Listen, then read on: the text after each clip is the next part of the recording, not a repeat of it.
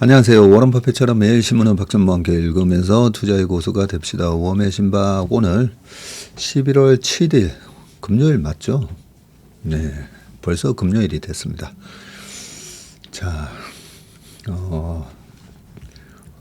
어제 57분 44초 찍었는데요. 요즘 1시간 내로 시간을 잘 맞추고 있는 것 같습니다.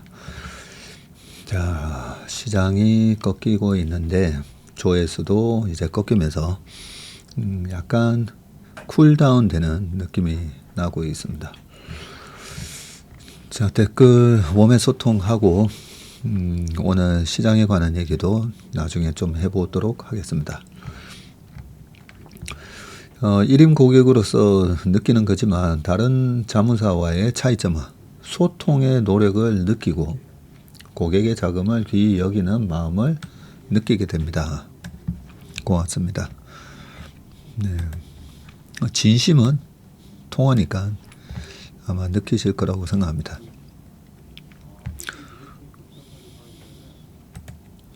오랜만에 동창을 만나서 이야기하면서 전무님의 대화의 예의랄까, 듣는 애티튜드, 그 말씀을 컨닝했습니다. 이야기 중에 끼어들지 않도록 조심하면서 끄덕끄덕 집중해 보았네요. 네, 우리 박 할머니라고 되어 있으신데 참 실천하는, 좋다라고 생각하는 걸 실천하시는 게 참 대단하십니다. 우리가 보면 다 알지 않습니까? 그죠? 다 아는데 실천하기가 힘든 건데 바로바로 또 실천하신다고 하는 게 참 존경스럽습니다. 긍정과 존중의 말 새겨 듣고 실천하도록 하겠습니다. 라고 또 우리 이지케이 님도 실천하겠다고 말씀을 주셨고요. 화수열 가망 없는 주식 날리고 사고 싶던 ETF 다 갈아타고 폭락장에 바빴습니다. 숙제 끝내니 마음이 편합니다 하셨는데 오늘은 또 그죠? 시장이 더 밀리니까 마음이 또 많이 무서우실 겁니다. 저희 직원들도 똑같은 좀 두려움을 느끼길래 이런저런 얘기해 줬습니다. 이런저런 얘기. 그 이런저런 얘기 중에 중요한 거는 내가 가지고 있는 기업, 내가 투자하고 있는 종목에 대한 밸류에이션과 산업의 경쟁 구도가 바뀌는지, 이 회사의 경쟁 우위가 나빠져서 빠지는 건지. 근데 지금은 시장 전체가 빠지는 거잖아요. AI 버블이 맞냐 아니냐 이렇게 시장이 밀리면서 빠지는 거는 일단 시장이 끝났나라는 관점에서 끝난 건 아니다고 여러 번 말씀드렸습니다. 시장이 끝난 게 아니라면 사실 지난달 19.9% 좀 무리했잖아요.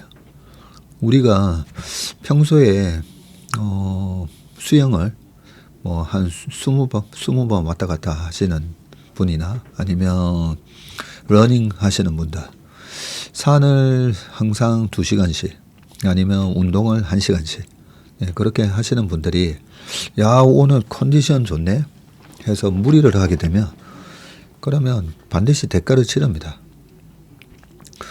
그러고 보니까 우리 최설리 TV의 아침을 창을 여는 아주 꿀보이스로 잠시 후 7시 40분 최설리 모닝 브리프가 시작됩니다 라고 하는 우리 조 차장도 그저께 밤에 이번 주였었거든요. 밤에 보니까 제가 회사 저녁 먹고 와서 있는데 헐레벌떡 조 차장이 운동복을 딱 입고 온 거예요.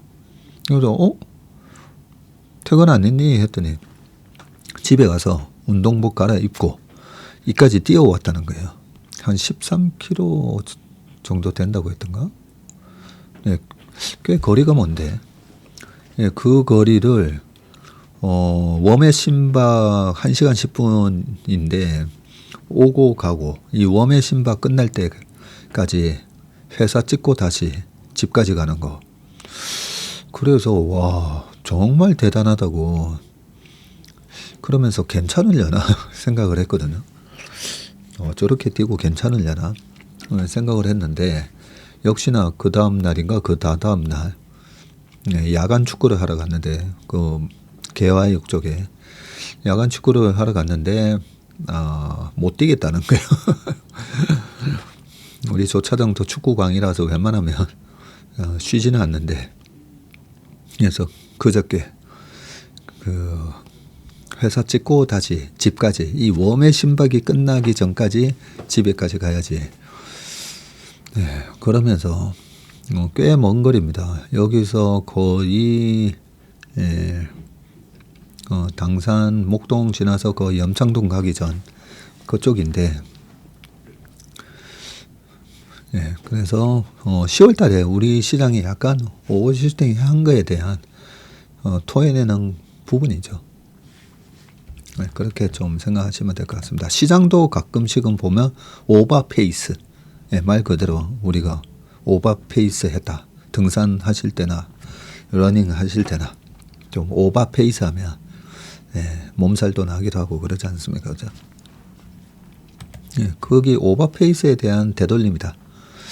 그렇게 생각하시면 좀 될 것 같습니다. 그래서 네 포트폴리오의 이익 모멘텀이나 그런 부분에 있어서의 확신이 있으면 이 오버페이스 됐다가 되돌림을 주는 이 정도 하락은 그냥 마음 편하게 버티면 된다. 제가 그렇게 얘기를 해줬습니다.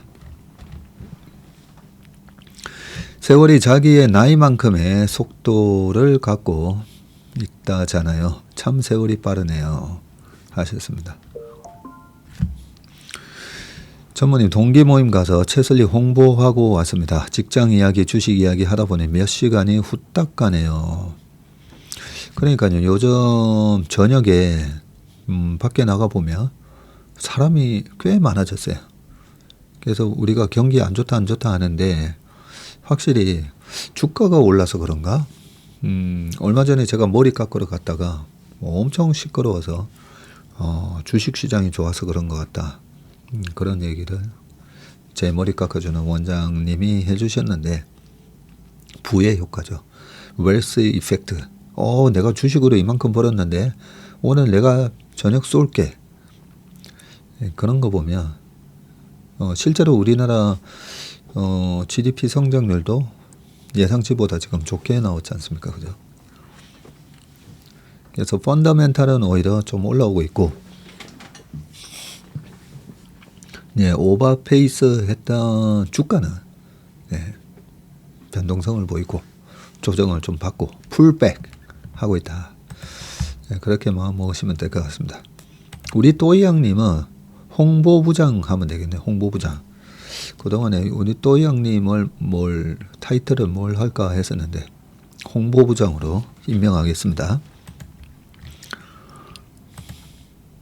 자문수수료가 20%네요 라고 하셨는데 자문수수료 20% 받으면 완전 날강도죠. 날강도. 자문수수료가 20%가 아니고요. 저희는 그렇게 얘기합니다. 많은 운용사나 보면 연간 운용보수, 선취보수 이렇게 많이 떼는데 저희 1임 수수료는 수익금의 20%만 받습니다. 이렇게 말씀드립니다. 1임 기준입니다. 수익금의 20%. 그러면 수익 안 나면 어떻게 되는데요? 그러시거든요. 수익 안 나면 저희도 적자납니다. 처음에 저희가 운용보수 없이 그냥 수익금의 20%입니다. 이러면 다들 약간 놀래시면서 수익이 안 나면요. 저희 회사 요즘 인원도 늘고 옆에 라운지도 이제 3주 뒤면 라운지가 오픈이 됩니다. 그래서 고정비가 많이 들어갑니다. 수익이 하나도 안 나면 1년에 한 15억에서 18억 손실 납니다. 그래서 저희도 손실 납니다. 그러면 수익 낼 자신이 있나 보네. 그런 말씀을 하십니다. 수익 낼 자신이 있으니까 수익금의 20% 성과 보수만 저희가 봤습니다.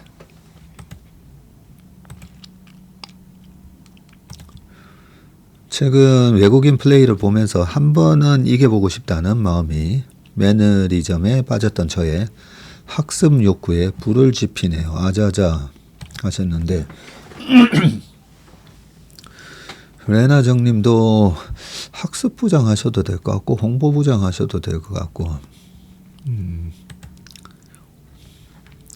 일단 네, 하여튼 부장 하십시오. 자, 우리 대인춘풍님도 대댓글에다가 옵션 선물 걸어놓고 원하는 방향으로 끌고 가는 막 방대한 자금력이 놀라울 따름입니다. 옵션 만기일인 13일까지는 조심해야 할 듯요 하셨습니다. 네. 우리 대인춘풍님은 체육부장 그리고 모닝브리프 때 이 용어 딱딱 올려주시니까 거기에 맞나. 네. 일단은 체육부장 하시고요. 외국인의 옵션 포지션 우리 인턴 분들은 다 하실 건데 그게 무슨 얘기야 하시는 분들은 내일이나 모레 제가 월간 전망했던 거 올라가거든요. 11월 월간 전망이 되면 이 외국인 옵션 포지션에 대해서 제가 좀 자세하게 다루고 있습니다. 그래서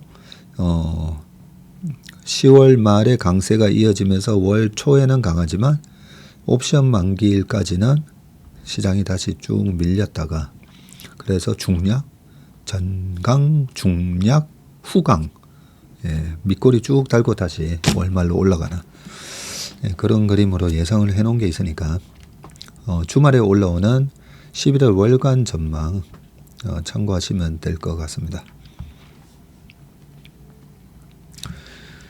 자, 저는 60이 넘으니 공부하는 것도 힘들고 해서 일임하고 채슬리 방송 들으며 관심 있는 종목 투자하니 편합니다. 투자자들과 소통에 애쓰시며 운영하시는 채슬리 응원합니다 하셨습니다. 네, 제가 생각해 보니까 이 사람 관계에 있어서 제일 중요한 게 소통이구나. 네. 소통이 보면 어떻게 보면 귀찮을 수 있잖아요. 뭐 꼭 이렇게 해야 되나? 저희 입장에서는 그렇거든요. 다른 운용사는 3개월에 한번 그냥 운용 보고서 딱딱 날리는 걸로 끝나는데 그리고 계약서 적는다고 해서 그 운용사 대표가 직접 나와서 뭐 인사하고 소통하고 상담하고 안 그러잖아요. 그런데 뭐 남들이 안 한다고 해서 안 하는 거는 말이 안 되죠. 더 좋은 방법이 뭐지? 그렇게 생각했을 때 그래서 저희 채슬리 그리고 저를 믿고 오시는 분들이 있으니까 저는 제일 중요한 게 소통이라고 생각을 해서 그래서 아침 모닝 브리프도 하고 이렇게 몸에 심박 통해서 또 소통을 하고 제일 중요한 게 가족이든 아니면 직장에서든 아니면 고객과의 관계든 소통이 저는 제일 중요하다고 생각합니다. 그 소통을 하기 어려운 이유가 그만큼 시간도 뺏기고 그만큼 케어를 해야 되거든요. 4시간을 희생하면서 소통을 하기 위한 노력을 해야 되는데 그 노력이 이제 귀찮아서 다 안 하게 되잖아요. 악플에도 평정심을 잃지 않으시는 내공. 네. 그 악플 보면 왜 마음이 안 그렇게 했습니까? 그죠? 근데 악플의 순기능도 있다. 그렇게 생각을 합니다. 환율이 너무 높아져서 우리나라에 안 좋은 건가 싶었는데 중국이 영향력이라는 관점에서 보니 또 눈이 트이는 것 같습니다 하셨고요. 오전에 수익 난 거 정리하고 낮잠까지 잤는데 장이 끝나고 나서야 사이드카 발동된 걸 알았습니다. 사이드카에도 흔들리지 않는 편안함. 시몬스보다 채슬리입니다. 네, 요거 좀 써먹어야 되겠네요. 사이드카에도 흔들리지 않는 편안함. 시몬스보다 채슬리입니다. 후원금을 안 받는다고 하셔서 무엇으로 감사드려야 할지 고민이 되네요. 귤, 떡, 마카롱, 망고, 바, 주전부리 종류로 보내드렸는데 그러니까요. 아우, 너무 잘 먹었습니다. 네, 감사합니다. 정말. 굳이 이렇게 안 하셔도 되는데 저희한테 이런 간식거리 보내주시는 것도 하나의 소통인데, 그죠? 참 너무 감사합니다. 그 마음과 배려, 그리고 그 귀찮은 걸 일일이 또 해서 보내주시는 그 수고와 노력에 정말로 감사드립니다. 머스크가 테슬라 떠나면 자기가 들고 있는 테슬라 주가도 떨어질 텐데 수 틀린다고 회사 떠나버리는 CEO를 누가 신뢰할지 라고 하셨고요. 그리고 제가 몰랐던 부분에 대해서 또 얘기를 해주신 분이 계시거든요. 테슬라에 대해서 킹 리치 님이 얘기해 주셨어요. 머스크는 보상안 외에 테슬라에서 월급을 안 받습니다. 아, 월급을 안 받군요. 팀 쿡만 하더라도 작년인가 뭐 한 2천억 받지 않았습니까? 그죠? 이래저래. 아, 머스크는 월급을 안 받군요. 보상안이 큰 건 맞는데 그걸 주지 않으면 아예 받는 게 없어요. 이미 몇 년째 무급으로 일하는 중이고요. 심지어 그냥 보상이 아니라 성과 보상입니다. 그렇죠. 달성 못하면 통과되더라도 못 받아요. 사모펀드도 성과 보상 받으시잖아요. 그러네요. 그리고 그 1조 달러가 넘는 그 성과 보상이 보면 시총이 8조가 쓸 때, 8조 넘겼을 때 받는 보상으로 돼 있기 때문에 시총 8조가 주면 지금 1조 5천억 달러 정도 되잖아요. 그러면 5배, 최소 5배 이상 주가가 올랐을 때 그 정도 보상을 받는다고 하는 거니까 이걸로 보면 정말 무급으로 일하고 그 정도 주가 회사 가치 키우고 그러고 떳떳하게 내가 이 정도 보상 받겠다 그런 거다, 그죠? 네, 제가 몰랐던 거 또 지적해 주셔서 감사합니다. 제가 테슬라는 굉장히 긍정적으로 보는 거는 알고 계시죠? 네. 코로나 때 테슬라는 5년 안에 1조 달러 가는 기업입니다. 예, 그렇게 우리가 이 기업이 어느 정도 성장하는 기업인지에 대해서 말씀을 드렸고, 최근에 테슬라 주가 빠질 때마다 200불 깨지고 뭐 아메리카당 뭐 이런 것 때문에도 주가 빠질 때마다 저는 테슬라는 아무리 늦어도 29년까지는 4조 달러 가는 기업이라고 생각합니다. 그렇게 말씀드렸습니다. 근데 앨런 머스크의 보상안을 보면 4조 달러가 아니고 8조 달러입니다. 8조 달러. 자존감이 낮은 사람들은 자기 생각이 꽉 차 있어서 다른 사람의 말을 잘 못 듣는다고 했던 심리 전문가의 말이 생각이 나네요. 오늘 똘망한 눈에 듣는 애티튜드 잘 배우고 갑니다 하셨습니다. 네, 자존감이 낮은 저도 자존감이 낮았을 때 보면 일단 제 자랑을 하게 돼 있어요. 막 자랑하고 그 다음에 왜냐하면 남이 나를 인정해 주기를 원하거든요. 그래서 나타나는 현상이 자랑을 많이 하게 돼 있습니다. 그 다음에 두 번째는 다른 사람 비난을 많이 해요. 그리고 다른 사람의 약점이라든지 저 사람은 어떤 약점이 있지?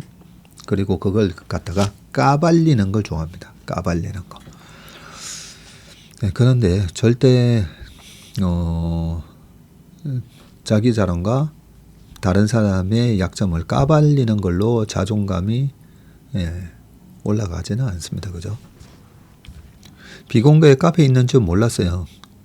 저도 알고 싶어요. 이거는 저희 1임 고객. 시간이 없어서 인턴도 못하고 아예 그냥 맡겨놓고 계시는 1임 고객을 위해서 예전에 네이버 카페 비공개로 만들어 놨던 거고요. 지금도 운영이 되고 있는데 1임 고객분한테도 좀 더 빠르게 적시성 있게 소통하기 위해서 아침 모닝 브리프를 또 라이브로 하는 거거든요. 예, 그러면서 아침 모닝 브리프만 봐도 많이 이렇게 소통이 되다 보니까 요즘은 카페에다가 월간 전망 자료나 이런 거는 올리는데 다 그게 중복되다 보니까 요즘 카페에 들어오시는 분들도 적고, 네, 저희도 그 자료를 그동안에 분석했던 자료도 좀 올리던가 안 했었는데 다시 그 자료를 좀 적극적으로 업로드를 해 두도록 하겠습니다. 가족 간에 중요한 것도 예의인 것 같아요. 부부 사이, 자녀 사이, 나를 대하는 나의 태도도 자존감을 높이는데 예의를 갖는 것이 필요함을 인식하게 해주네요. 맞습니다. 그래서 우리가 attitude 뭐라고 영어에서는 돼 있는데, 예, 그걸 갖다가 한국말로 번역을 할 때 보면 쟤 참 자세가 좋다. 예, 이렇게 자세라고도 번역을 하고 하는데, 어떻게 보면 가장 적절한 단어는 예의가 아닌가 싶습니다. 말하는 예의, 듣는 예의. 이렇게 예의라는 우리 단어가 가장 적합한 단어가 아닌가 생각합니다. 그래서 제가 성공하는데 100점 나오는 단어가 애티튜드라고 했잖아요. 그래서 무례한 여러 가지 무례한 말들, 그리고 제가 댓글을 보면 그 사람의 포지션과 인생이 보인다고 했잖아요. 네, 그렇습니다. 오늘도 장이 떨어지네요. 이럴 때일수록 자기 주식에 믿음이 있어야 합니다. 맞습니다. 그런 컨빅션, 네, 믿음은 내가 이 기업에 대해서 얼마나 잘 알고 있는가, 예, 그 공부의 양에 비례한다고 생각을 합니다. 출장 일정으로 이제야 댓글을 답니다. 저도 반백이 넘어가니 20살부터 뵙고 29에 장인어른이 되신 어르신이 많이 아프시고 자식도 조마조마하다 보니 돈보다도 사람이 중요하다는 걸 마음으로 깨닫고 있습니다. 그래서 그런지 전문인과의 인연이 더욱 소중하게 느껴집니다. 언젠가 같이 오딱을 먹을 날을 기대해 보겠습니다. 예, 오딱 먹어도 좋고 양재나, 네, 축구 끝나고 나서 그 양재에도 보면 괜찮은 식당들 많습니다. 해도 되고 얼마든지 좋습니다. 근데 우리 백억님은 얼굴 보면 나이 50 넘은 것처럼 안 보여요. 네. 피부도 좋고 동안입니다. 외국인이 단 5일 만에 추세 전환하는 걸 보니 자금력에 놀라고 스피드에 놀랐어요. 체슬리가 아니었으면 겁먹고 도망갈 뻔했어요. 그렇죠? 이 파생의 세계를 우리 인턴분들은 이제 아셨을 건데, 웩더독이라는 말을 많이 하거든요. 저희는 꼬리가 몸통을 흔든다고. 파생이니까 underlying asset이라고 하는 기본 자산이 있고, 이 기본 자산을 가지고 파생 상품을 만들어 놓은 거예요. 코스피 200이라는 지수를 바탕으로 코스피 200 주가지수 선물, 주가지수 옵션, 삼성전자를 가지고 삼성전자 선물, 삼성전자 옵션. 네, 그래서 파생됐다. 영어로는 derivative라고 하는데, 근데 이 파생이 워낙 이제 투기적으로 적은 금액으로 많이 살 수가 있습니다. 그러다 보니까 이 파생 포지션에서 레버리지도 나오고, 파생 포지션이 무너질 때는 또 순식간에 원금을 다 까먹을 수 있다 보니까 그 파생에서 나오는 매수 매도 때문에 이 기초자산이 막 변동성이 엄청 커집니다. 그래서 그걸 이제 웩더독이라고 하는데, 이 세계를 모르면 이 변동성이 이해가 안 되는 거죠. 다행히 저는 이제 파생이 제 전공이다 보니까 이 파생을 보고 주식시장에 왔기 때문에 이 주식시장의 변동성에 대해서 이번에 외국인들의 옵션 포지션 보면서, 그죠? 이번 달 전망을 그렇게 또 할 수 있었던 것처럼 알고 나면 좀 그죠? 아니까 그래서 이게 약간 인위적인 주가 하락이다라는 걸 좀 알 수 있지 않습니까? 그죠? 네. 자, 이번에도 내리는 소나기 다 맞아가면서 미리 대처하지 못한 저 자신을 많이 반성해 봅니다. 물론 그런 부분을 다 잘 한다면 제가 프로겠지만 투자를 하고 있는 부분에 잃지 않고 투자를 하고 있는 부분에 만족하며 이번 주말에는 복귀하며 오던 길 다시 되돌아보려고 합니다. 전무님, 제가 옵션에 대해 부족한 부분이 많은데 이 부분은 투자 일기 시간에 답변 주셔도 됩니다. 외국인의 포지션이 마이너스를 이어오다가 4080이 무너지면 선물하고 옵션 합치면 플러스로 전환된다고 했잖아요. 그리고 선물 제외하고 옵션만 보면 3940. 네, 거기서 얘네들이 BP 포지션이 된다고. 근데 어제 포지션 좀 바꿨어요. 외국인의 포지션이 마이너스를 이어오다가 그래서 이 부분이 옵션 만기일까지를 기준으로 해야 하는 것이 아닌지요. 아니면 옵션 만기일 내에 아무 때라도 한 번만 그 밑으로 도달하게 되면 되는 것인지. 네.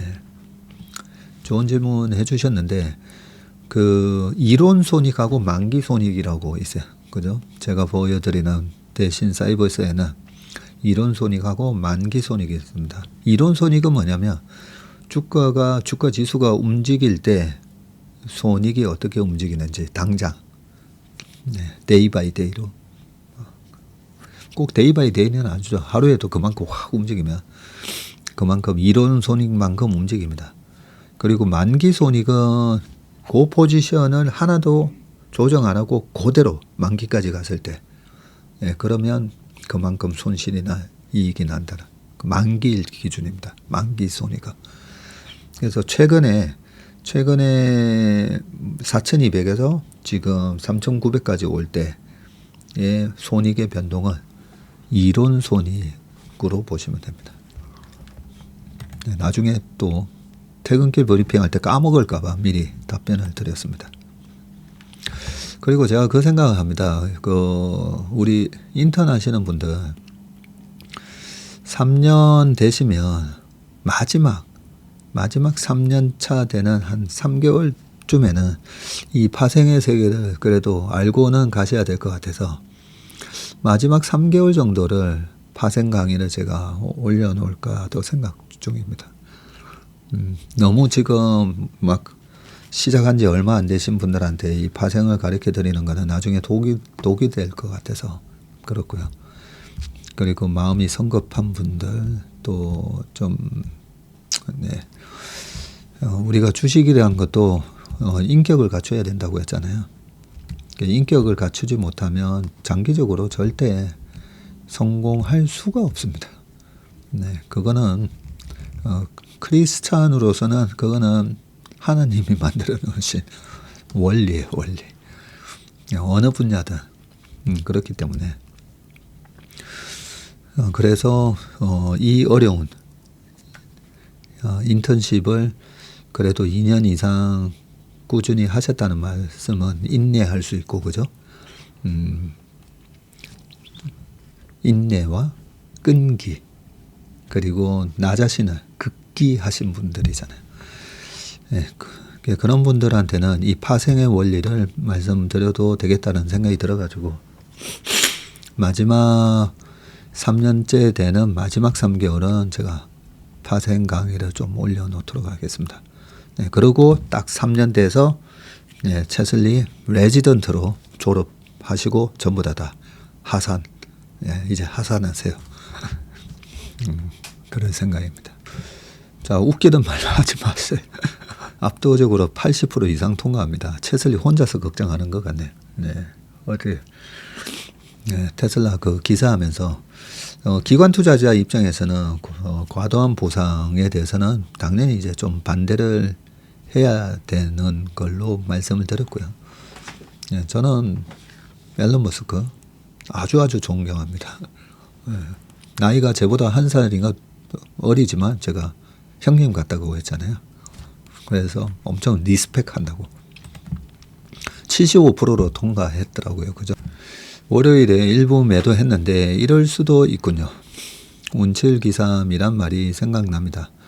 물론 적은 금액이지만 일부 수익 실현입니다. 내 옆에 전교 1등이 있으니 항상 고맙습니다. 내일은 가는 가을을 잡으러 문장대를 가려 합니다. 또 이 아름다운 가을을 그죠? 단풍 구경하셔야죠.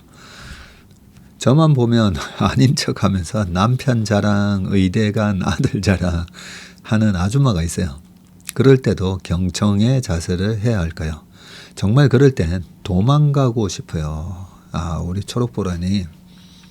자, 여러 가지 대댓글을 해주셨는데 우리 또 설레이는 백억님이 그냥 경청의 자세를 해주시면 됩니다. 그러면 상대방도 엄청 고마워하실 거예요.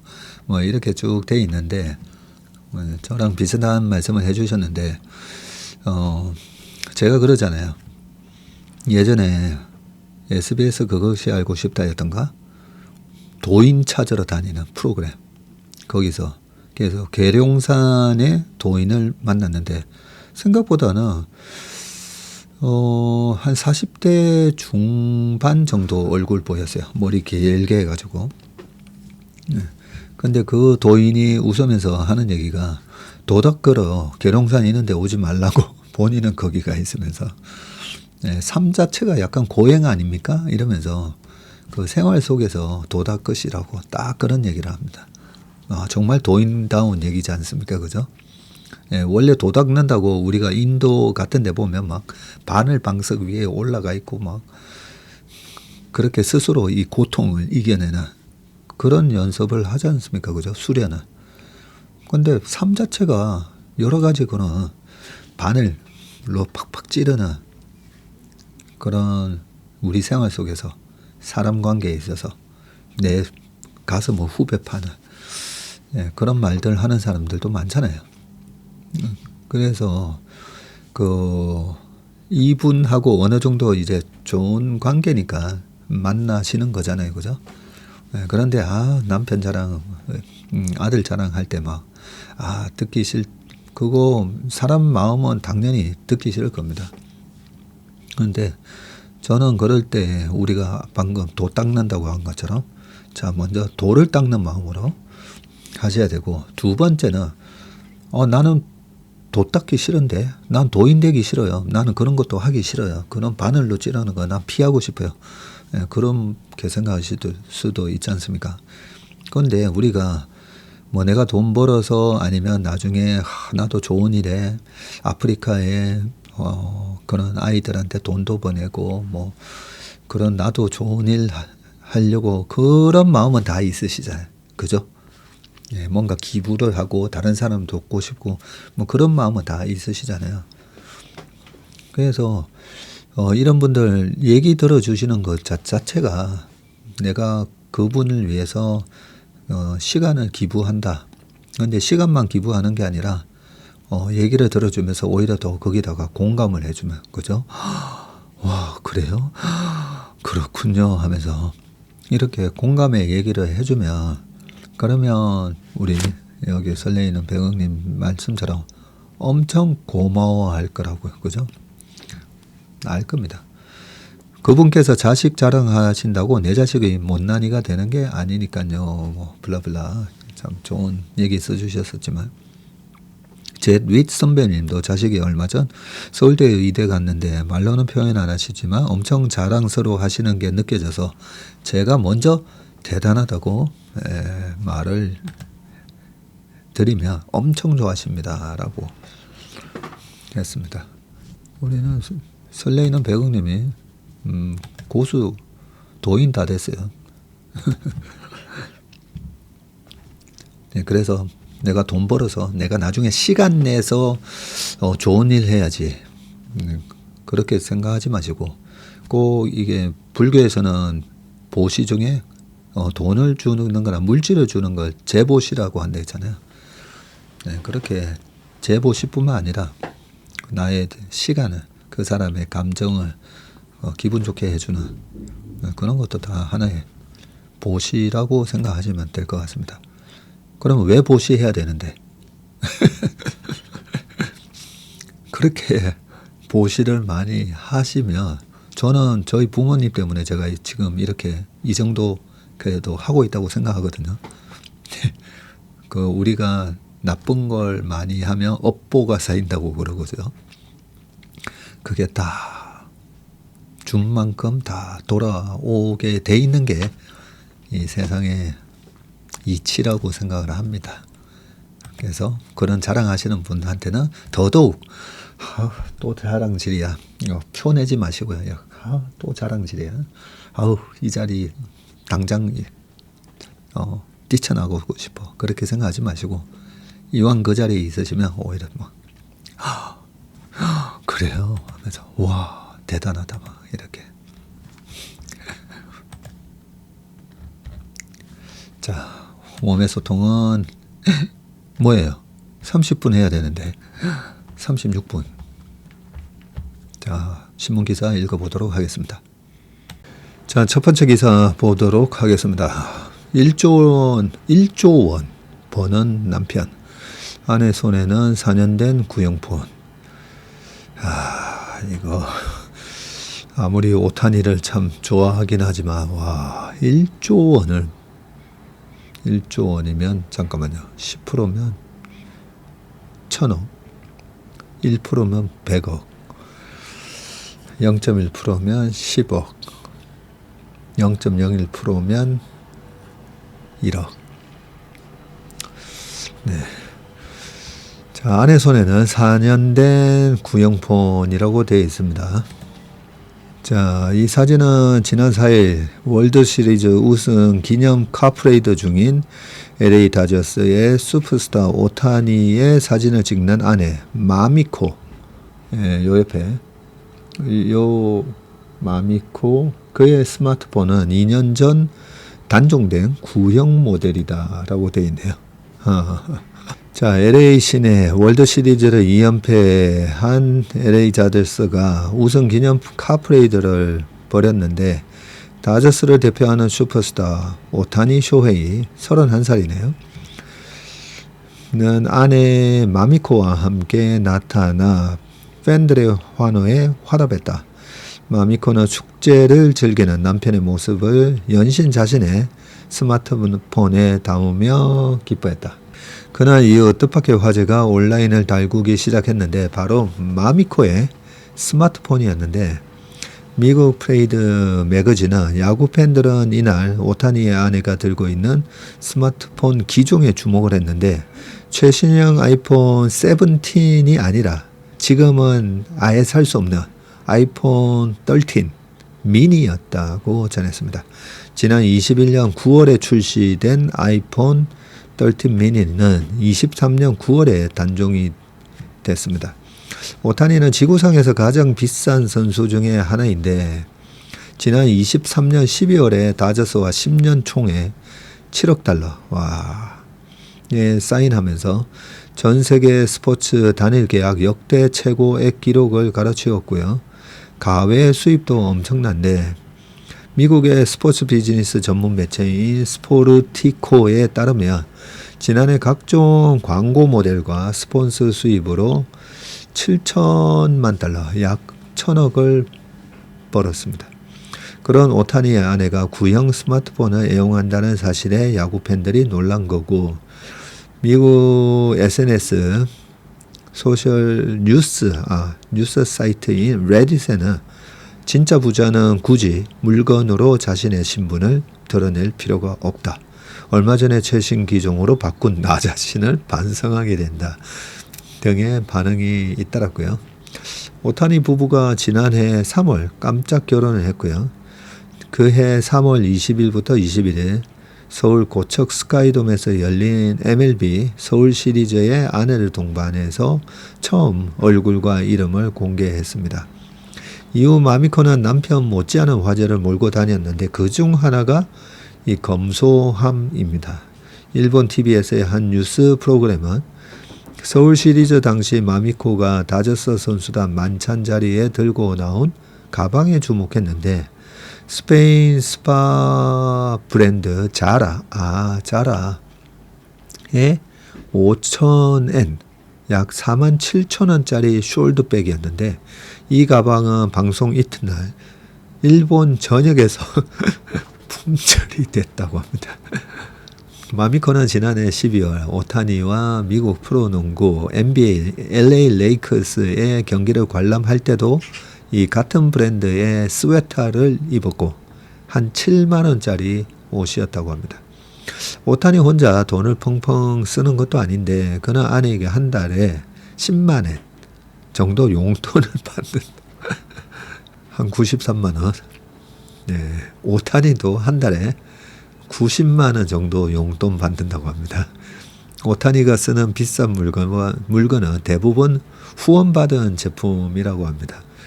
마미코의 스마트폰 덕에 오타니 가족의 남다른 가풍도 새삼 화제에 올랐는데 오타니는 가족에게 많은 걸 물려받았고요. 아버지와 형은 야구, 어머니는 배드민턴, 누나는 배구를 했습니다. 키도 다 큰데 아버지가 1m 82, 어머니가 1m 70. 아주 큰 것도 아닌데 그죠? 형과 누나가 각각 1m 87고 1이고 누나가 168. 배구를 했다고 해서 훨씬 더 클 줄 알았는데 1m 68이네요. 모두 일본인 평균 신장을 훌쩍 뛰어넘는다. 하지만 막내가 돈방 속에 앉은 뒤에도 오타니 가족은 자신들의 일상을 그대로 이어가고 있고요. 미쓰비시 중공업에 다니던 아버지는 물론 파트타임 아르바이트를 하던 어머니도 일을 그만두지 않았고요.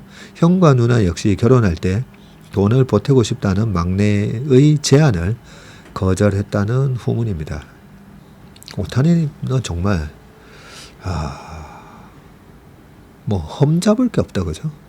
가족까지도 참 어떻게 이렇게 마음을 다스리는 글에서 제가 제일 좋아하는 말이 복은 검소함에서 나온다. 근데 그 글에 뭐 웬만한 모든 문구가 다 주옥 같은 문구들인데 복은 검소함에서 나온다. 이거는 진리의 말씀인 것 같습니다. 자, 두 번째 기사 보겠습니다. 최정영의 마켓나우 AI 투자 열풍 버핏의 법칙을 잊었나. 좋은 사업은 적은 자본으로 많은 수익을 낸다. 워런 버핏은 자본 효율성을 강조하는 이 말로 그의 투자 철학을 요약하는데요. 그는 항공사나 통신사처럼 막대한 투자가 반복되는 사업은 구조적으로 수익성이 낮다고 보았고요. 그래서 버핏의 관점에서 보면 최근 빅테크 기업들의 AI 인프라 투자 확대는 스스로 투자 매력도를 훼손하는 셈이다. AI 시장 선점을 위해서 천문학적 투자로 자산 규모를 키우고 있기 때문이고요. 챗GPT가 불붙인 AI 붐은 단순한 기술 경쟁을 넘어 자본 경쟁으로 옮겨갔고요. JP모건에 따르면 마이크로소프트, 알파벳, 아마존, 메타, 오라클 등 5개 기업의 올해 자본 지출, 이 캐펙스라고 하는 자본 지출, 캐피탈 익스펜디처죠. 설비, 기술 등의 투자 지출, 캐펙스는 약 3,500억 달러에 이를 전망이고 불과 2년 전에 3배에 육박합니다. 또한 올해 상반기 미국 GDP 성장률의 90% 이상이 AI 관련 투자에 기인한다는 분석까지 제기됐습니다. 그래요? 상반기 미국 GDP 성장률의 90%가. 그러나 이러한 공격적 투자가 높은 수익을 보장하지는 않고요. 대표적인 가치평가 모형인 파마 프렌치 5 요인 모형은 공격적으로 투자하는 기업의 주가 수익률이 보수적으로 투자하는 기업의 주가 수익률보다 평균적으로 낮게 나타나는 경향을 보여준답니다. 케네스 프렌치 교수의 가장 최근 데이터 1963년 7월부터 25년 8월까지 몇 년이에요? 60년치네요. 이 데이터에서도 이런 현상이 되긴 되는데 두 기업 유형 간 누적 수익률 차이를 비교하면 공격적 투자 기업의 연평균 수익률이 8%포인트 낮게 나타난다고 하네요. 공격적인 자본 지출은 자본 배분의 오류를 낳고 장기 수익률을 저해할 수 있다고 합니다. AI 인프라 투자의 수익성이 여전히 불확실한 가운데 시장의 관심은 투자의 규모에서 투자의 지속 가능성으로 옮겨가고 있고요. 지금까지 자본 지출 대부분은 빅테크 기업들이 영업활동에서 벌어들이는 현금으로 충당돼서 자금 조달 우려가 크지는 않았는데 하지만 투자 경쟁의 격화로 일부 기업의 현금 흐름에 경고등이 켜지고 있고요. 대표적으로 메타는 예상을 뛰어넘는 실적에도 지난주 자본 지출 확대 계획을 발표하자 시장 반응이 싸늘했습니다. 현금 보유액 감소와 300억 달러 규모의 회사채 발행이 우려를 키운 것인데 AI는 분명 거대한 혁신이다. 그러나 과잉 기대와 과잉 투자는 위험 신호가 될 수가 있고 파마 프렌치 모형이 알려주듯이 공격적 투자 기업은 장기 수익률 측면에서 불리할 수밖에 없다. 이제는 버핏이 강조한 적은 자본으로 많은 현금을 버는 기업을 가려내는 안목이 필요하다. 25년 전 지금의 빅테크 기업들이 가벼운 몸짓으로 인터넷 인프라에 수혜를 입었던 것처럼 이제는 빅테크가 구축한 AI 인프라 위에서 자본 효율성을 기반으로 성장할 차세대 기업을 선별해내는 투자자의 통찰력이 요구된다. 예, 이 최정혁 교수님 칼럼에 한 번씩 보면 정말 이 좋은 내용들이 담겨져 있습니다. 우리가 성장주를 좋아하기 때문에 공격적인 캐펙스 투자를 해서 내년에 매출이 2배가 늘고 3배가 늘면 매출 늘어난 것만큼 또 이익이 커지니까요. 그래서 캐펙스 투자를 공격적으로 하는 기업을 좋아하게 되어 있는데 장기적으로 보면 왜 수익률이 떨어질까라고 보면 투자했다고 해서 다 맞는 건 아니잖아요. 우리가 주식 투자도 마찬가지죠. 주식 투자에 확신을 갖고 레버리지를 쓰거나 신용이 잔뜩 들어갔을 때 잔뜩 들어가서 내 돈보다 훨씬 더 빌려서 투자한 거잖아요. 그럼 기업들도 내가 벌어들인 현금으로만 투자하는 게 아니라 빌려서 공격적으로 투자했다가 경기도 보면 이제 사이클이 있고 사람의 심리가 꼭 고점에서 지르게 되는 그런 현상이 자주 나타나다 보니까 그래서 어떻게 보면 주식 투자도 가장 공격적일 때가 가장 위험한 것처럼 공격적으로 투자를 단행했던 그런 캐펙스에 대해서 공격적으로 투자했던 기업들이 나중에 보면 크게 또 대가를 치르는 때가 나타나죠. 그게 가까운 21년 하반기에 메타버스 그때 당시에 페이스북이 초보 프로그래머를 30만 불 데려오면서 사람도 엄청 땡겨가고 메타버스 해가지고 돈 때려 붓겠다 했다가 그게 소위 말해서 ROIC라고도 하고 그죠? 투자한 돈에서 그래서 얼마 수익 나는데 수익이 당장 안 나면 그 이익이 크게 감소하는 그런 대가를 치르게 되고 그러면 주가가 박살나죠. 성장성에 대한 멀티플까지 붙어 있다가 멀티플이 20배가 아니라 저렇게 캐펙스 투자해서 매출 늘어나고 그러면 23년도에 2차전지도 그랬잖아요. 공격적인 캐펙스 투자로 1년 2년 뒤에 2차전지 소재나 이런 것들이 나오게 되면 이 단가가 안 떨어진다라고 가정을 하고 있었잖아요. 근데 단가가 어마무시하게 떨어졌습니다. 그래서 P가 급락하면서 Q는 늘었는데 P가 급락. 그럼 이렇게 보시면 돼요. 100원으로 100개를 팔 때 그럼 10,000원이 되잖아요. 그런데 캐펙스 투자를 해서 300이 된대요. 300이 되면 3만 원이 돼야 되는데 100원이 그게 10원이 돼버리면, 그러니까 뭐 10원 곱하기 300 해봐야 3,000원 되잖아요. 그래서 P가 유지가 되는가가 되게 중요한데, 공급이 늘어나면 또 P가 떨어지기도 하고, 반도체도 마찬가지입니다. 반도체도 공격적인 투자 발표 이런 거 할 때 좀 조심해야 되죠. 결국 나중에 Q가 늘어나긴 한데 P가 떨어질 수 있으니까요. 그래서 장기적으로는 보면 이렇게 공격적인 투자 기업의 연평균 수익률이 오히려 낮게 나타난다. 이런 얘기를 해주셨습니다. 그게 장기적으로 평균이, 그러니까 우리는 투자자 입장에서는 장이 좋으면서 캐펙스 투자에 의한 매출 증가로 이익이 급증을 할 거야 라면서 주가가 미리 선반영하면서 좀 많이 올랐을 때, 그러면 이제 PER이 높아지잖아요. 아직 이익이 안 나왔는데 PER이 쭉 높아지면, 그러면 매도해주고, 그러고 나서 그 환상이 깨지면서 주가 박살나면 밑에서 다시 사주고, 이렇게만 하더라도 꽤 좋은 수익률을 올릴 수 있다고 생각을 합니다. 단지 그게 언제 깨지고 언제 떨어지는지 모를 뿐이지만요.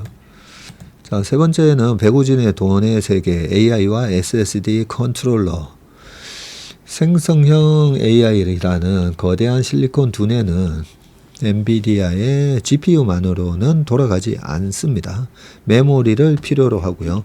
하이닉스의 HBM이 대표적인데, 근래에는 이 낸드 플래시 활용도 증가하고 있습니다. AI 데이터 센터에 HBM을 비롯한 D램이 많이 들어가는데 왜 추가로 낸드가 필요할까? D램이 작업 중인 책상 위의 메모리라면 낸드는 서가에 보관된 도서라고 할 수 있다. 이 비유를 아주 맛깔나게 해주셨네. AI가 추론할 때에는 D램이 빠르게 뒷받침하지만 AI를 학습시킬 데이터와 AI가 내놓는 데이터의 방대한 양을 저장하는 데에는 낸드가 더 적합하고요. D램보다 낸드가 저렴하고 용량이 크기 때문입니다. D램 익스체인지에 따르면 10월 낸드 기준 품목의 고정 가격이 전달보다도 15% 상승하면서 1월에 비해서 1월에 비해서 2배로 급등했고요. 투자자는 샌디스크를 비롯해서 낸드에 특화한 반도체 회사에 주목을 했고요. 샌디스크는 낸드 칩 여러 개를 모아서 이 기업용 SSD를 만들고, 이 저장 장치가 AI 데이터 센터에 장착이 됩니다. 샌디스크의 주가는 10월 한 달간 78%나 뛰었군요. 와. 샌디스크를 관심 종목에다가 올려놔야 되겠네요. 샌디스크 주가가 나중에 빠지게 되면 삼성전자 주가도 같이 동조해서 빠지겠죠. AI의 물결이 낸드로 밀려들면서 SSD의 두뇌인 컨트롤러를 제조하는 기업들도 관심이 번졌는데, SSD 컨트롤러는 메모리와 GPU 등 연산장치 간의 데이터 흐름을 관리 조율하고요. SSD 컨트롤러 시장의 강자 자리는 미국 마벨과 대만 실리콘 모션이 차지하고 있답니다.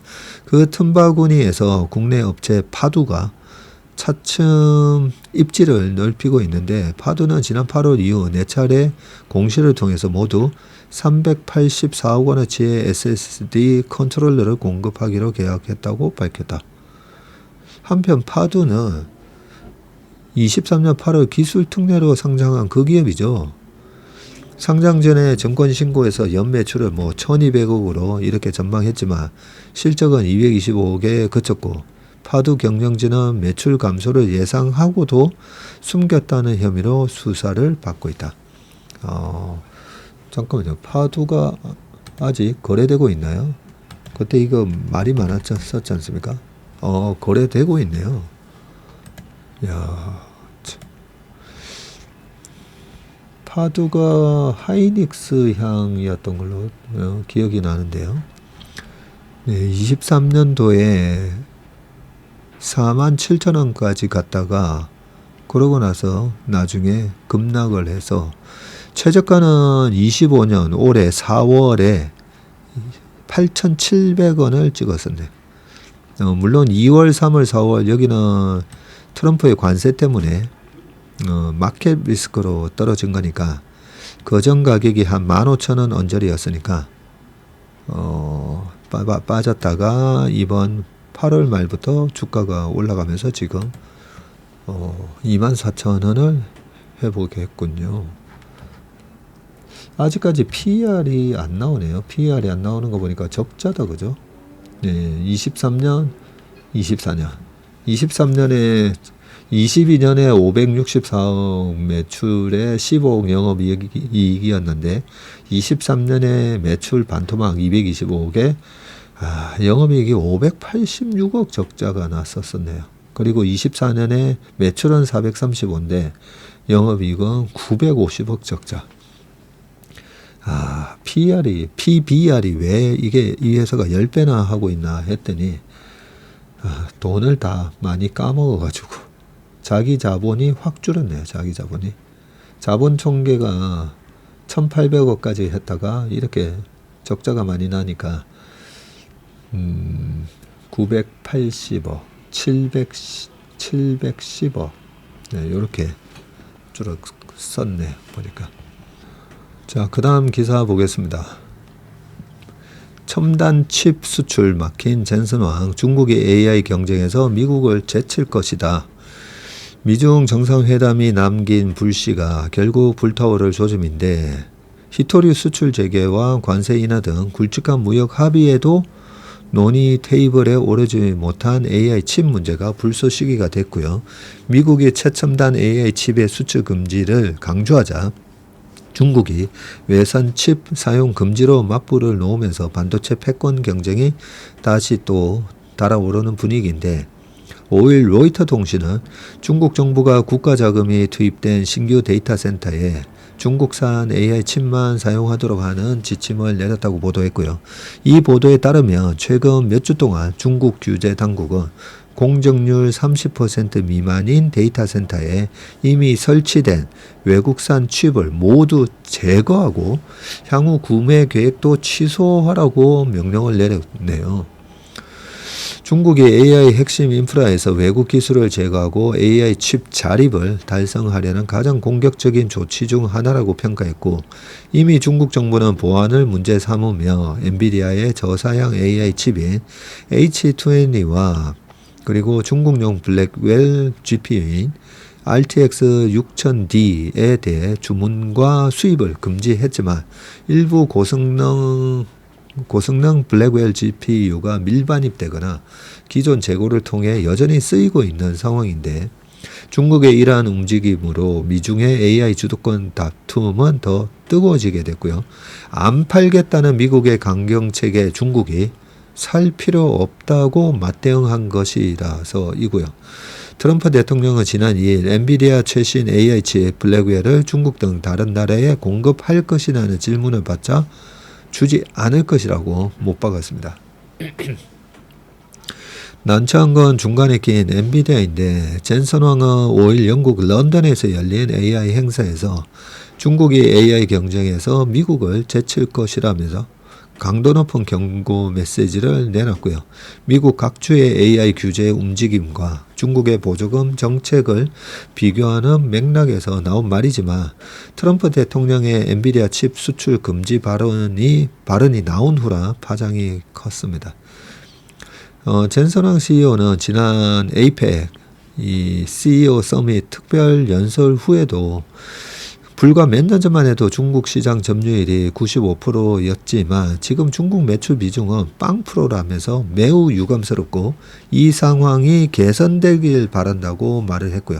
중국의 외산 칩 사용 금지 조치가 강화될수록 중국산 AI 칩을 만드는 하웨이와 캠브리콘 등의 입지가 더 커져서 엔비디아의 중국 시장 재진입은 불가능해질 수도 있다. AI 칩을 둘러싼 미중 갈등은 지속될 수밖에 없다는 게 전문가들의 진단인데 이현태 서울대 교수는 AI 반도체는 단순한 기술 경쟁이 아니라 미래 패권을 좌우할 전략 자산이기에 미국과 중국 모두 일방적인 포기는 결코 없을 것이라면서 양국 간 충돌과 완화가 반복되면서 장기적으로는 미국 주도의 생태계와 중국의 독자 생태계가 병존하는 양극 체제로 굳어질 가능성이 크다고 말했습니다. 고종원 한국반도체산업협회 전략기획실장은 반도체 수출 규제로 HBM의 중국 공급이 막히긴 했지만 유럽과 중동 등의 새로운 AI 수요가 워낙 커서 국내 메모리 기업이 받는 타격은 제한적이라면서 중국 기업들의 설계 기술이 빠르게 발전하고 있지만 EUV 노광 장비 부재 등 첨단 공정의 생산 문제를 빠르게 해결하기는 쉽지 않을 것이라고 말을 했습니다. 미국 입장에서는 그래 니네들 반도체 굴기 하려면 막대한 또 투자가 필요하니까 중국으로 하여금 거기에 돈을 쓰게 만들고 일단 기술 자립도가 이루어질 때까지는 시간이 좀 걸릴 거니까요. 그죠? 예, 그렇게 시간도 걸리게 만들고 돈도 많이 쓰게 만드는 그런 전략을 좀 구사하는 것 같고요. 우리나라 입장에서는 이제는 양쪽에서 다 만들게 되면 HBM 입장에서도 엔비디아에도 줘야 되고 AMD에도 줘야 되고 그리고 중국 기업한테도 줘야 되고 매출처가 다변화되는 거는 우리한테는 또 좋은 것 같습니다. 자, 증시 떨어지자 나타난 한국의 닥터둠 코스피 3,500이 적정. 제가 이 기사 제목을 보고 클릭을 해보고 싶잖아요. 그래서 클릭을 딱 해봤더니 아이고 우리 김영인 교수님이 이렇게 해맑게 웃고 계신데 참 아니 교수님은 일관되게 또 비싸지니까 비싸다는 얘기를 그동안에 좀 해주셨는데 이 기사 나가고 또 이 악플이 많이 달릴 것 같아서 참 걱정이긴 합니다. 자 일단 내용을 한번 보겠습니다. 과거 증시에 관해 비관적인 전망이 비관적인 전망을 내놓아 닥터둠이란 별명을 얻은 김영희 교수가 6일 YTN 라디오에 출연해서 현재 코스피가 고평가됐다고 진단을 했고요. 그는 실물경제, 수출 등을 감안해선 코스피가 3,500까지 조정될 가능성이 있다고 밝히면서 조정 기간은 3개월가량 예상했습니다. 김 교수는 작년 말의 경우 국내 GDP를 감안해서는 코스피가 한 24% 저평가된 상황이었지만 그러니까 작년 연말에는 2,000대 현재는 주가 급등으로 20% 고평가 영역에 들어왔다고 진단했습니다. 그는 코스피가 상관계수가 높은 게 일평균 수출 금액인데 그 기준으로 봐도 코스피는 거의 30% 이상 과대평가되어 있다면서 결국 주가라는 것은 제자리로 돌아오게 되니 여기서 추가적으로 주식 비중을 늘리기보다는 지켜보면서 대응하시는 게 좋지 않을까 본다. 그렇게 말씀하셨고요. 자, 그는 명목 GDP가 올해 3.6%, 내년 4.3% 성장을 가정을 하면 코스피는 3,500이 적정 수치라고 분석을 했고요. 올해 명목 GDP가 3.6이 내년 4.3? 이렇게 많이 올라가나요? 그렇게 감안을 해도 3,500이 적정이라는 말씀이시죠. 자, 김 교수는 최근 미국 증시 급락과 관련해서도 워런 버핏을 언급하며 일부 AI 기업들의 거품을 지적을 했고요. 워런 버핏의 버커셔 해서웨이가 보유한 지난 3분기 현금성 자산은 약 3,800억 달러로 역사상 최고치였습니다. 그는 팔란티어는 PR이 200배가 넘고 오픈 AI는 정말 좋은 기업이지만 아직 이익을 못 내고 있다면서 거품이 더 확대될 수 있지만 확대되면 될수록 그만큼 리스크 관리도 해야 된다고 말을 했습니다. 또한 그는 최근에 외국인 매도에 대해서 국가별 투자 비중이 있는데 한국이 워낙 많이 오르다 보니 차익 실현을 했고 그 금액 중 일부는 중국으로 갈 수도 있다고 전망을 했습니다. 갑자기 나타나신 게 아니라 그동안 일관되게 이런 얘기를 하셨었기 때문에 증시 떨어지자 나타난 요 기사 제목이 좀 떨어지니까 짠 나타나셔가지고 3,500까지 빠져야 돼. 요런 말씀 하신 건 아니십니다. 저는 김영희 교수님의 그 유튜브 영상을 자주 참고합니다. 그래도 적정 주가 수준, 그 일평균 보고 계시고요. 그 다음에 최근에 좀 찜찜한 거는 있었었죠. ISM 제조 PMI가 못 올라갔잖아요. 트럼프의 관세 때문에. 그 부분도 우리나라 코스피하고의 상관관계가 높은 부분이거든요. 그런 부분이 단기 조정이 와도 얼마든지 할 말 없는 그런 상황이긴 했는데 22년 9월 달에 강한국 작가랑 저희 채슬리 TV에도 올려놨죠. 그때 같이 인터뷰한 영상에도 보면 우리나라 GDP 수준으로는 그래도 3,000원 가야 된다. 뭐 또 그때 장이 되게 안 좋을 때는 또 그런 말씀도 해주셨습니다. 우리는 논리가 뭔지, 다른 얘기를 하시는 분들은 대해서 그 논리가 뭔지, 그 근거 데이터는 어떤 데이터를 가지고 그런 얘기를 하시는지 그걸 알면 되는 거지.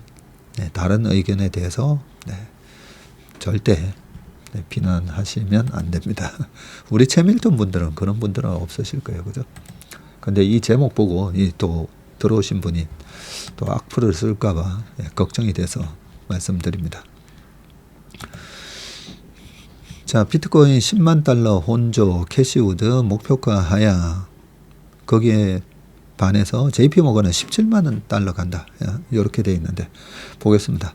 자, 10만 달러 선을 중심으로 박스권에 갇힌 비트코인을 두고 월가의 전망이 엇갈리고 있고요.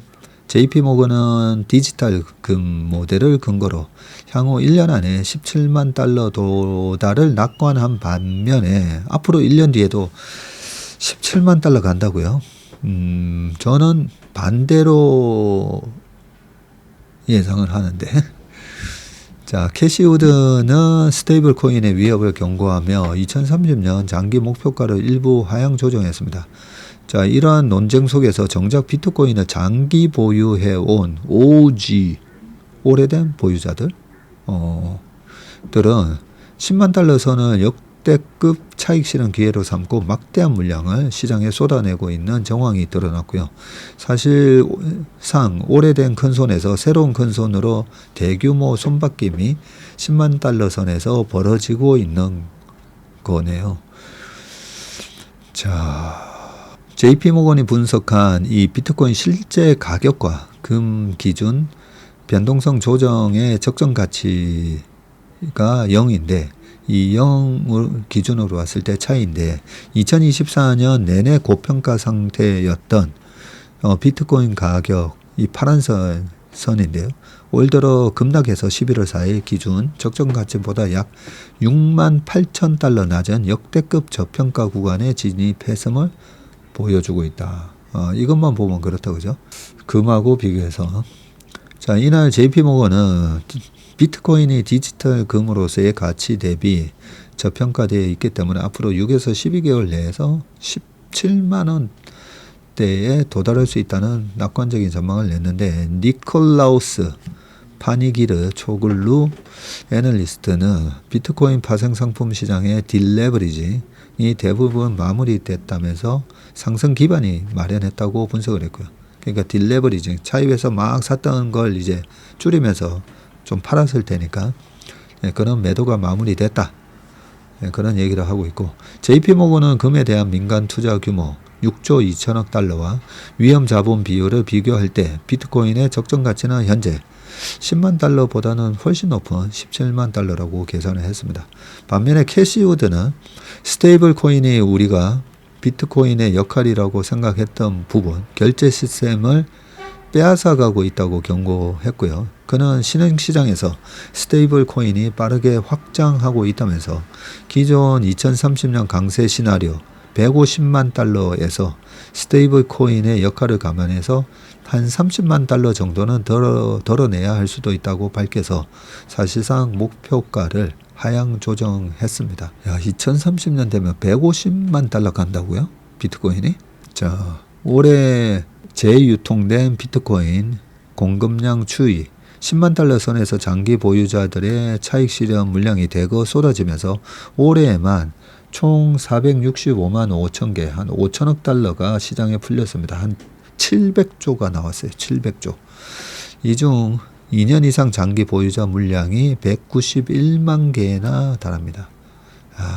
참 걱정입니다. 걱정. 최근에 주식, 부동산 그 다 투자 못하신 분들이 비트코인 산다고 제가 몇 번 말씀드렸잖아요. 정말 이 재테크 투자에 좀 그런 분들이 최근에 비트코인을 사 모으겠다고 그런 얘기들이 좀 많아졌습니다. 월가의 전망이 이렇게 엇갈리는 가운데 온체인 데이터는 오래된 손들이 10만 달러 선을 정점으로 막대한 매도 물량을 쏟아내고 있음을 보여줬고요. 체크메이트에 따르면 2025년에 만 6개월 이상 휴면 상태였던 비트코인 465만 개가 유통시장으로 나왔습니다. 이는 금액으로 환산 시 한 700조 정도 되고 이 중 2년 이상 장기 보유자가 내놓은 물량이 191만 개. 특히 초장기 보유자들의 움직임이 두드러지는데 갤럭시 리서치에 따르면 올해만 5년 이상 보유된 비트코인 47만 개가 주인을 바꿨는데 이는 작년에 이어 역대 두 번째로 큰 규모입니다. 또한 작년부터 올해까지 최근 2년 동안 5년 이상 장기 보유자들이 매도한 물량은 1,000억 달러, 135조 원을 넘어섰고요. 이는 역사상 5년 이상 휴먼 비트코인이 이동한 전체 달러 가치의 78%를 차지하는 압도적인 수치입니다. 이러한 대규모 매도 배경에는 10만 달러라는 강력한 심리적 정선 도달에 따른 차익 실현 욕구, 진짜 금이나 인공지능 AI 관련주로의 자금 유출, 비트코인 반감기 이후 18개월이 통상 시장 고점과 일치한다는 4년 사이클 내러티브 등이 복합적으로 작용한 것으로 풀이된다. 저도 이 생각하고 있었는데 왜 이렇게 매도 나왔는지 이유는 아주 명료하게 잘 적으신 것 같습니다. 누군가 했더니 안갑성 기자네요. 매경 자이언트 스스로를 쫄보 기자라고 하면서 아주 재밌게 진행을 해주셨던 안갑성 기자의 기사였습니다. 웜의 신박은 오늘 여기까지 하겠습니다. 한 주간 변동성이 심한 시장에서 마음고생 아무래도 많으셨을 건데 주말에 편안하게 쉬시면서 이렇게 사상 최고의 신고가를 내놓고 시장이 바로 이렇게 V자로 역 V자로 바로 급락하지는 않습니다. 최소한 위에서 쌍봉이나 삼중천정형을 앞으로 3개월에서 6개월 정도 만들고 서서히 이제 빠질 수는 있기 때문에 이번 첫 하락에 너무 걱정은 안 하셔도 될 것 같습니다. 행복한 주말, 평안한 주말, 리프레시 되는 주말 되시고요. 건강한 모습으로 월요일 날 다시 찾아뵙도록 하겠습니다. 잠깐만요. 웜의 신박 머그컵이 나온 걸 깜빡했네요. 짜잔, 박세익 전무와 신문 봅시다. 머그컵이 나왔습니다. 그냥 머그컵이 아니고요. 스탠 머그컵입니다. 제가 좀 귀찮아서 이 텀블러를 안 썼는데요. 텀블러를 안 쓰고 이렇게 종이컵에다가 그대로 쓰다 보니까 너무 빨리 식어서 계속 정수기에서 뜨거운 물을 계속 받다 보면 너무 묽어져서 또 커피 맛을 좀 훼손하는 경우가 많았었는데 이 스탠컵이 나왔기 때문에 앞으로 이 웜의 신박 머그컵을 애용할 생각입니다. 이 머그컵에 또 뚜껑이 달려 있어요. 이렇게 뚜껑이 달려 있어 가지고 먹다가 이렇게 덮어 놓으니까 열이 하나도 훼손이 안 됩니다. 그리고 먹고 싶을 때는 이렇게 돌려서 먹고 그리고 보관해 둘 때는 그냥 이렇게 닫아 놓으면 되더라고요. 너무 좋더라고요.